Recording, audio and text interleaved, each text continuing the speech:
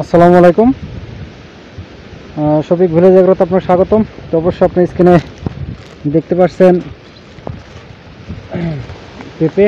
তো এই যে একটা ঝড় হয়ে গেল, যে রেমাল, এই ঝড়ের আমার পেঁপে ক্ষেতের কি অবস্থা একটু দেখেছেন? যে পেঁপে গাছগুলো কি পরিমাণে পেঁপে দাঁড়িয়ে আছে, কারণ গাছগুলো ভেঙে গেছে, এখন কিছু করার নাই। এই যে পরিমাণে পেঁপে দাঁড়িয়ে মানে হয়েছিল গাছগুলোতে, কিন্তু আপনার একটু দেখায় তো আপনি অবশ্যই স্ক্রিনে দেখতে পাবেন যে শুধু এরকম আমারই হয়েছে তা না, সে অনেক মানুষের হয়েছে। তো যাদের কলা আছে, যাদের গাছগুলো আছে, তাদের গাছ গেছে, আমার পেঁপে গেছে। তারপর দেখা যাচ্ছে আরও অনেকের তো গেছে। যাই হোক, কথা না কথা হচ্ছে সৃষ্টিকর্তা মারলে সবই সহ্য করা যায়। যদি কোনো মানুষ কেটে দিত তাহলে কি হতো? তার নামে হয়তো মামলা করা হতো, বা তাকে মারধর করা হতো, বা তাকে পুলিশ দিয়ে দেখা যাচ্ছে হয়রানি করা হতো, তাই না? এরকমই। তো যে পেঁপেগুলো যে আছে বেশ মোটা মোটা, তো আমি ভাবছিলাম যে ভেঙে দেবো, কারণ আমি ভাঙছিলাম না এই কারণে, তো সামনে ঝড় আছে, তারপরেও দেখা যাচ্ছে পেঁপেগুলো ভেঙে দিলে একটু দাম ভালোই পেতাম। আর এখন ঝড়ে তো মনে করেন যে পেঁপে গাছ সবই তো নষ্ট হয়ে গেছে।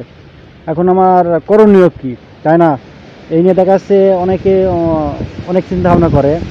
আমার কাজ হচ্ছে প্রথম, এই যে পেঁপেগুলো আছে, পেঁপেগুলোকে বড় বা আমি যাকে পেঁপে দিই তাকে নিয়ে সে পেঁপেগুলো দিয়ে দেবো। তারপর হচ্ছে যে গাছগুলো আছে, যে গাছগুলো ভেঙে মাথা থেকে ভেঙে গেছে, ওই গাছগুলো কি করবে, কেটে মাঝখান থেকে, মানে যেখান থেকে ভেঙে সেখান থেকে কেটে দিয়ে পলিথিন দিয়ে ভালোভাবে বেঁধে দেবো। তাহলে দেখা যাচ্ছে পেঁপে গাছ দেখা যাচ্ছে আপনার হচ্ছে ফের 90 দিনের মধ্যে ফের পেঁপে ধরা শুরু করবে।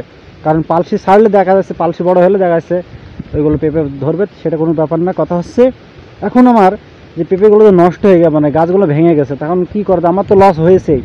তো এমন একটা চিন্তা করেছি যে পেঁপে গাছ যেহেতু এখন আপাতত ফাঁকা, সেজন্য আমি ভাবছি যে ঝালের চারা কিনে এসে লাগিয়ে দেবো মধ্যে মধ্যে, মানে যা হয় দেখা যাচ্ছে আমার এই গাছ বড় হতে হতে পেঁপে আমার দেখা যাচ্ছে ঝাল হবে। সেই চিন্তাভাবনা নিয়ে আমি একটু একটু মাঠে আসা। দেখা যাক, বাড়িতে কথা বলা হয়েছে। এই যে পেঁপেগুলো নষ্ট, কিচ্ছু করার নাই।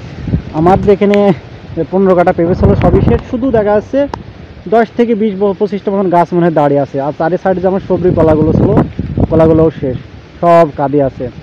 যাই হোক, এই নিয়ে সৃষ্টিকর্তাকে অনেক অসংখ্য ধন্যবাদ যে এটা শুধু আমারই একা হয়েছে তা না, অসংখ্য মানুষেরই হয়েছে। তো কিছু করার নাই, তো আমাদের এটাকে মেনে নিতে হবে।